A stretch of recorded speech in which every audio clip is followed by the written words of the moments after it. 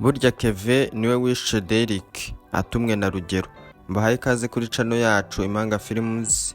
Niba uri mushya nkuko mpora mbivuga, kanda subscribe, ufungure inzogera, usharinge, ukomantinge, unarayikinge, biraba ari by'agaciro kuri twebwe. Iyi rero ni channel yacu ya kabiri yitwa Impanga Films, tunyuzaho ubusesenguzi, tukarebera hamwe uko episode yagenze, ubundi tugasangira ibitekerezo. Nkuko rero mubizi, duherukana muri episode ya 67 uwitwa Rugero ari kumwe n'umukozi we Keve, barimo barishima cyane, bishima bikomeye. Ubwo Keve yarazanye inkuru ivuga ko Tania cyangwa Jovia yapfuye. Rugero arishima cyane, bigaragara ko yabyishimiye ibyo bintu. Aravuga ati, Keve, sinari nzi ko wanzanira inkuru nk'iyo ngiyo yuko Jovia yapfuye. Bura Jovia yarambangamiye cyane. Jovia niwe waruntesheje umutwe we na Derrick. Nta muntu uzigera umenya ko Derrick ari twe twamwishe, kuko bafashe urwo rupfu rwa Derrick bahita barushinja Jovia nawe akaba yapfuye.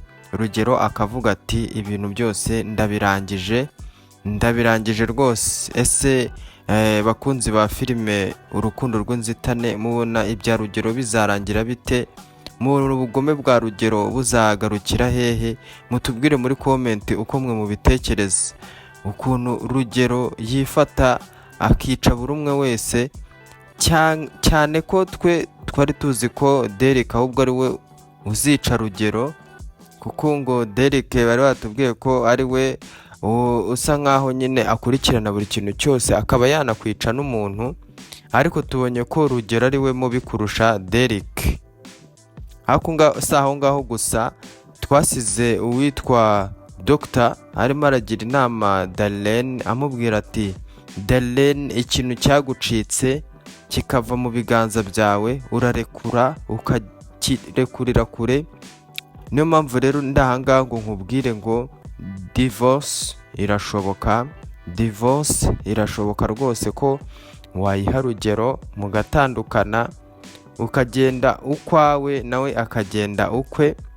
Bakunzi bacu, murabona Darlene akwiye kuba yaha Rugero divorce bagatandukana burundu, ku buryo Rugero agenda akaba ukwe na Darlene akabaho ukwe, kuko araremerewe cyane Darlene. Bakunzi bacu rwose, mbashimira cyane ko mwasengeye Darlene mwaramusengeye cyane rwose. Bamwe byaranababaje ukuntu Darlene yitwaraga neza, akaba yarabanye neza na Rugero, akitwara neza kuri Derrick, ariko bikarangira bose bamuhemukiye, bikarangira Derrick apfuye. Urwo rupfu rwa Derrick akaba ari kimwe mu bintu byamushenguye cyane, kugeza aho ubu ngubu aba agaragara nkaho nta n'intege afite.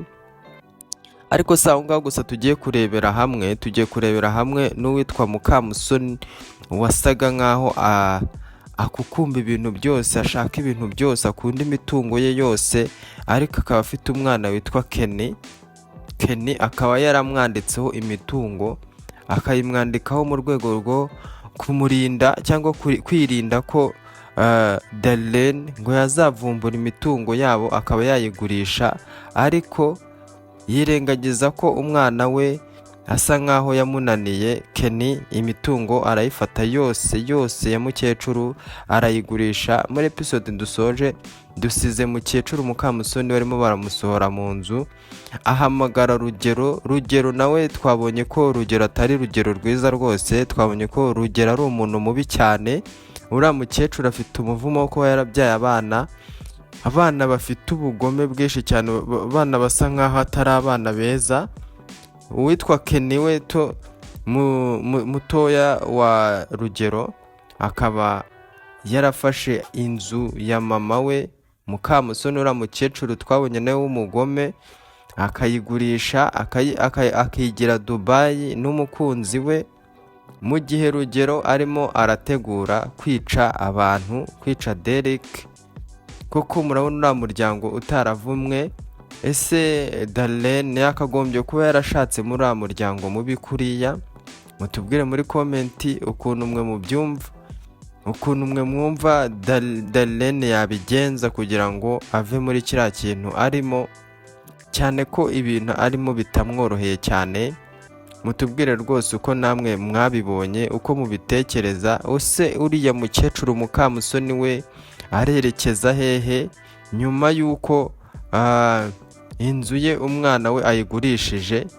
Mbibutse ko yari yaravuye kwa Rugero nawe nta kiba mu rugo rwe, yaragiye asa nkaho nyine asigaye yibera mu biro bye. Inzu ye ibamo Darlene arababaye cyane. Ese uriya mukecuru araza kwifata yongere agaruke kwa Darlene, aze amutakambira amubwira ati ibyo nari mfite byose biragiye, biragenda bite? Ese Darlene waraza kumwakira? Mutubwire muri komenti ibitekerezo byanyu, turabikeneye, dukeneye kumva uko namwe mubitekereza. Njye rero mwumvaga nitwa Eric ubagezaho ubu busesenguzi. Ntegereje komenti zanyu muri comment section. Njyewe mbahaye ikaze kuri iyi channel niba uri mushya. Nanababwira ngo duhurire muri episode ya 68 turebera hamwe uko bizagenda, ubundi tugaruka ahangaha tubisesengura. Bye.